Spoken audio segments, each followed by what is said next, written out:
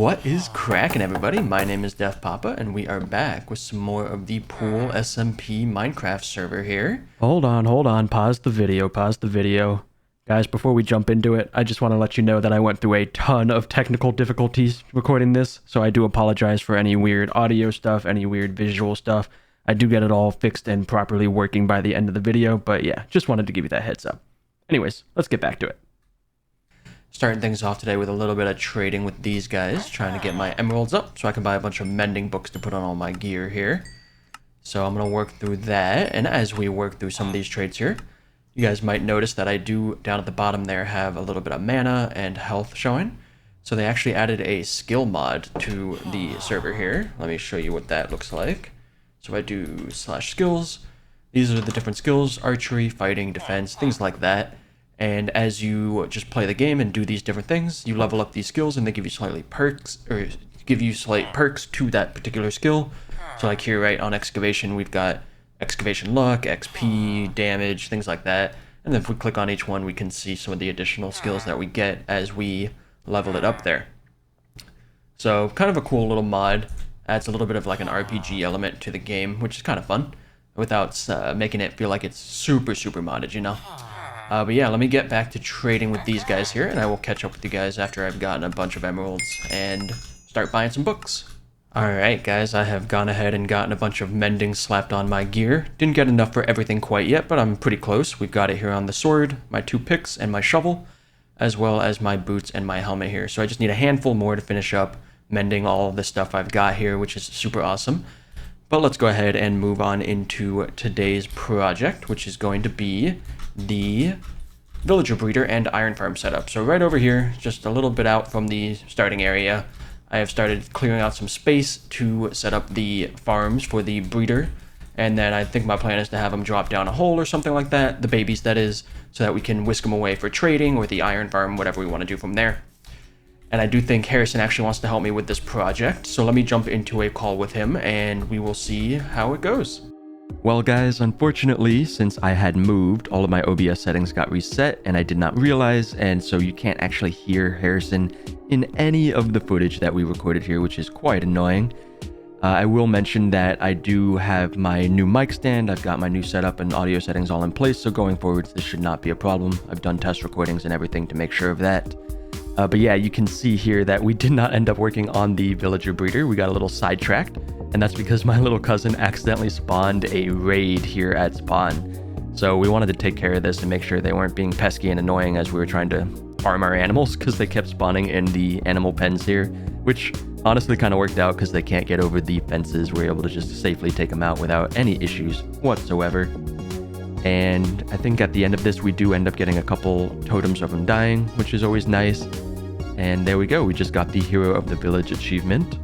So from there, before we work on the villager breeder, Harrison and I decided we wanted to get some glass for the build, and instead of digging up the local beaches, we wanted to go exploring to find a desert. And man oh man, did it take us quite some time to find this desert. We explored several thousand blocks before we found one, so this is us just boating around. And while we're boating around, we end up doing a couple other things too. We get some tropical fish in buckets, we find a mangrove swamp, we get some parrots, breed some turtles. So all sorts of things happen along the way here, but we're just gonna cut it up and do a few shorter moments here. And then after the mangrove swamp, we find a savanna, which is nice because now we know we're kind of in the right direction. We're in like the warm biome area. And just through the savanna here, we do end up spotting a mesa, which is nice. That'll be a great source of the terracotta whenever we want to build with that. And as we're traversing through the mesa here, we do end up spotting in the distance a actual desert. So we make our way over to that desert there and do a little bit of sand digging. And I'm not going to include the sand digging footage here in the clips, but you can see there I had some in my ender chest in my inventory. And after digging up a bunch of sand there, we decide to set up a nether portal. So instead of having to travel thousands of blocks in the overworld whenever we want to get here, we can just make a quick journey through the nether. And yeah, this will end up becoming our permanent mining desert for all of our sand needs. Also right next to the mesa biome, so that will always be helpful for the terracotta like I had mentioned earlier. And in the nether here, instead of just traversing it normally, we decide to link up through our tunnel system like we did with the nether fortress. just to make it safe and easy to get to and from that desert whenever we wanted to. Takes quite some time to get through the Nether. We did still end up having to travel like 2,000 blocks or so, I believe, in the Nether to get back to the tunnel system. And with the guidance of Nick telling us where he was in the tunnels, we were able to link up with it finally. And at that point, we were good to start working on the villager breeder. Now, before we get into the villager breeder progress, I did want to show you some clips of me and Nick making a little bit of a trade. He had seen that I had gotten the netherite smithing template upgrade, and he wanted it so that he could make some copies for himself. And I got 2 ancient debris out of the deal myself, which is pretty nice because I already had 2, so I was able to make a ingot myself. Here you can see me making some copies of the template for myself as well, just to have backups. And after smelting the scrap, we craft up the ingot here, and we go ahead and apply it to our Silk Touch pickaxe. So that pickaxe is quite good now. Moving into the villager breeder here, I am working on placing the glass on the outside of the farm so that I can keep mobs out and the villagers in. And then from there, we are working on the mechanisms of the breeder. Now, if you're not really sure how a villager breeder works, essentially you have to have villagers with a lot of food in their inventory, and they need to have extra beds nearby so that they think they can have more population. So that's what I set up here. I set up a bunch of beds in the middle section here, and then that mechanism right there is to trick the babies into thinking they can get to the beds, and then they just fall down the hole. Here we are setting up the composters so that one of the guys can be a farmer and farm up the crops for themselves in order to provide them with the food to produce the babies. So this is the second farm that's in progress here, encasing it in glass now. And then we work on growing the carrot supply here for the villagers. Next up, we have the trench system to be cleared out. So I dig down these 2 holes from the 2 drop points for the baby villagers and get them connected up here. And then once they are connected up, we need to make sure that the villagers don't actually die or take damage from falling. So we drop in some water, which creates this flow that looks like this. And with this, I start setting up kind of the pickup mechanism for them. And the pickup mechanism goes through several iterations before it's all said and done. And now we are good to actually bring in some of the villagers. So off camera, I had moved some villagers over from the village near spawn, and I had them trapped down at the bottom of the mountain that we're building the breeder on top of. So I'm setting up the rails here, getting everything in place and ready for them to get moved on up to the farm. And from there, we just go ahead and encase the villager in glass so he doesn't escape when I free him from the boat, and drop him in a minecart to get delivered up towards the top of the hill. So there goes villager number 1. And after villager number 1, we of course need villager number 2. So there he goes. There he goes. Now he's in the cart. We ship him off. And yeah, now they are both at the top of the hill. And I am good to go ahead and get the production going. But I figured I would want to kickstart their food inventory, so I'm just picking the carrots for them, getting a bunch in my inventory, and then this happens. This creeper comes out of absolutely nowhere, scares the heck out of me, and I freak out. Manage not to let him blow him up and kill those villagers, which is nice. Now from here, we get back to finishing up the project. I add another layer of trapdoors to prevent the villagers from being able to jump over the first one. And then I go ahead and set these first 2 guys free from the minecarts, and we just have to provide them with carrots. One of them picked up the farmer job, which is perfect. And we can see that the breeder is already functioning. We've already got a couple babies down low, waited for them to grow up, and you can see there are many more here now. And I'm testing out the grabbing system that I implemented here. This still gets reworked and redesigned at some point too. And with 2 new villagers, we set up the other half of the breeder, and we are all set. We now have 4 villagers up in the system here. Oh yeah, that bouncing block was kind of funny. I wanted to show that. You can also see the little baby there on the left just ran into the hole. And of course, I got to show off all my hard work to the buddies here. So I call them on over. I show them the breeder, show them how it works, as well as how the pickup system here works now. So they were pretty impressed by that. They didn't realize that you could actually grab villagers through the corner of a block in a minecart. And then Harrison invited me over to Nick's place where he wanted to show me what he had been working on, which is this absolutely massive bridge. This thing looks really, really cool. So he set up this bridge here, and that path part is the part that you actually run on because we have the faster paths. It lets you move across the bridge much quicker. And then he showed me this little like segment that he had built to actually test out different designs. So I messed around with him for a while where we just try out different things, you know, fences and stairs, slabs, all different kinds of combinations to see if we like any particular designs. And then I had this idea to try and use boats and leads to create kind of like a rope bridge type of thing. Ended up not really working out there, but it was still a kind of a cool concept that I might try to use elsewhere. So yeah, we're just messing around with a bunch of different designs, fences, slabs, stairs. We swap out materials to all sorts of different things here on this little segment. So yeah, we run through, here's the slab part where we're doing these little like circle things on the side, which is kind of a cool little touch. We try out different materials. We've got andesite here, stone on the right side. And then at some point we decide we just need to try it on the bigger scale to give us a better idea of what it looks like with the full bridge in the picture. Yeah, here we try out nether brick even, which is kind of funny. I think we tried mud, yeah, mud bricks here. Lots and lots of different combinations just to see what is up. And here we are on the bigger scale now, so you can see Harrison on the bridge there replacing some blocks, just trying out some different things. And then I had an epiphany. Here you can kind of see that tree gives the like a leaf cover, and I decided to try and use that and just make a leaf cover for the bridge. And we try out these leaves. Because it's a savanna, they're kind of an ugly green-brown color. So we decide let's use the cherry blossoms for the pink, but not only are they a nice contrast color to the dark brown wood, you get this nice falling petal stuff as you're running through the bridge. And here we try out 3 different styles for the leaf archway, I guess you would call it. So we've got like the first one that's much more archy, the second one was a little staircasey, and the third one was much more flat. We end up deciding to go with the much more arch-based one. And now that we have built up that bridge, we move back on over to spawn, where I am going to start working on the iron farm. So I'm clearing out a little hole across the river from the breeder to create the iron farm, laying down some track to move over some of the villagers from the breeder here. And yeah, as I'm clearing out this hole, at some point, a villager actually just comes wandering in on the minecart thing, and that's when I realized I have a problem with my minecart pickup system, because they are able to actually get through the hole when they're a baby. There's a little hole that they can sneak through. Well guys, after that last little clip there, the rest of my footage did get corrupted, so I unfortunately don't have any more footage of me working on the iron farm, but I will go ahead and show you the progress and updates there. But I first wanted to show you guys, they have gone ahead and added some new mods to 1.21 that I've added to my own personal client-side mod pack. I've got the fresh animations that you can see here, right? So we've got the dogs wagging their tails and laying down, and their eyes blink and stuff, which is super cute. Really fun stuff. And then the other animals look a little bit different as well. If we go ahead and check out some of the other ones here, like chickens have like a little... I don't even know what you call that red thing on their head. They got some more detailing there. And all the mobs have like cooler walking animations now. Like there's a cow getting down to eat. That's kind of cool. Oh yeah, I have been dealing with quite a bit of lag at my new place. I don't have Ethernet set up quite yet, so that's been a little bit brutal to play with. Yeah, chickens look pretty cute.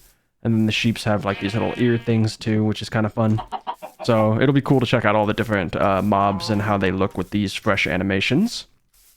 But let me go ahead and work my way over to the breeder, or not the breeder, but the iron farm. You can see right over there, that's where I set up the iron farm. So let me get over there and I will show you the progress there.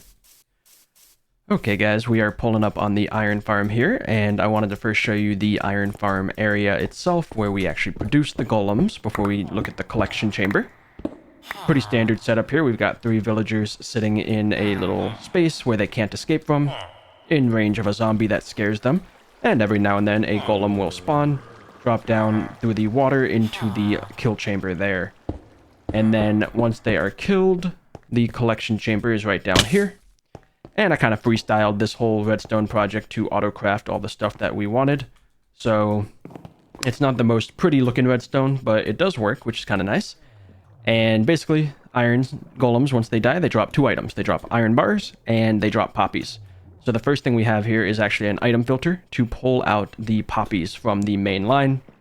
And that's just using the standard item sorter that's been around for, what, like 10 years or something now, since they introduced hoppers and comparators.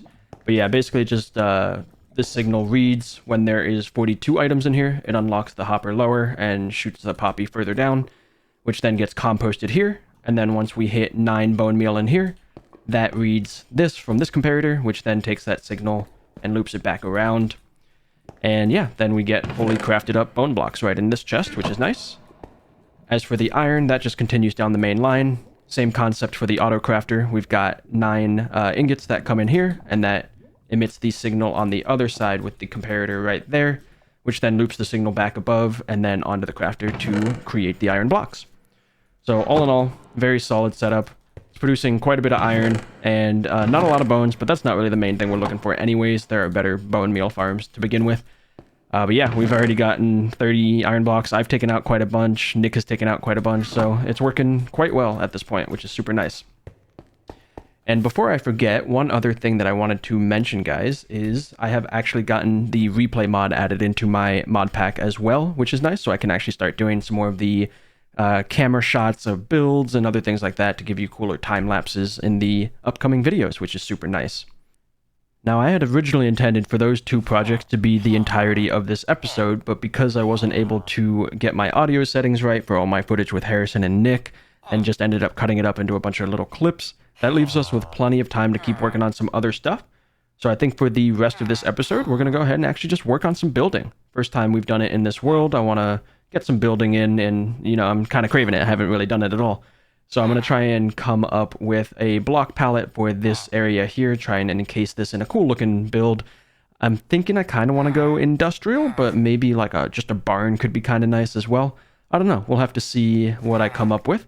But let me go ahead and collect some blocks here, guys, and I will catch up with you then. All right, everybody. I have gotten the resources put together here, but before I show you what they are, I just want to address the fact that it has been several weeks in the making to put this episode together. I do apologize for the long delay between this one and the last one. It's just been a little bit of a struggle moving into the new place with the new desk, new mic stand, kind of getting all of my settings back into place so that everything's sounding and looking good. But yeah, the time has not been spent idly. I have been working on getting Ethernet set up in the house as well, so I now have good connection, so I'm not lagging, which is nice. And yeah, while I was having some internet issues, I was just kind of doing some monotonous work. Mostly a lot of terraforming around this area to make it a little bit more roomy up here to give space for the build. Still wanted to keep a kind of natural feel for the natural generation here. Just a basic terraforming job though. Might give it another pass with some other dirt types at some point.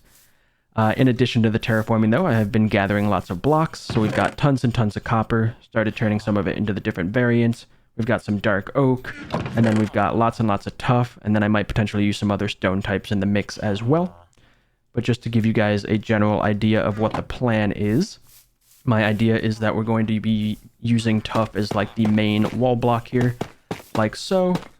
And then on the outside of that, we're going to have the dark oak as kind of like the structural beams. And then on the main wall, we might throw in some copper in some sort of design as an accent. Because I wanted to go for like an industrial feel is what I have decided upon. But I have not planned out anything at all. I'm just going to be freestyling this build and just seeing how it comes out. And I think I'm going to do this in kind of 2 stages where I get the first initial build all put together with just the basic tough blocks and the dark oak logs and whatnot. And then we'll take a second pass to actually detail it with some of the other variants of the stone and copper pieces here. So without further ado, let's go ahead and jump into a time lapse here.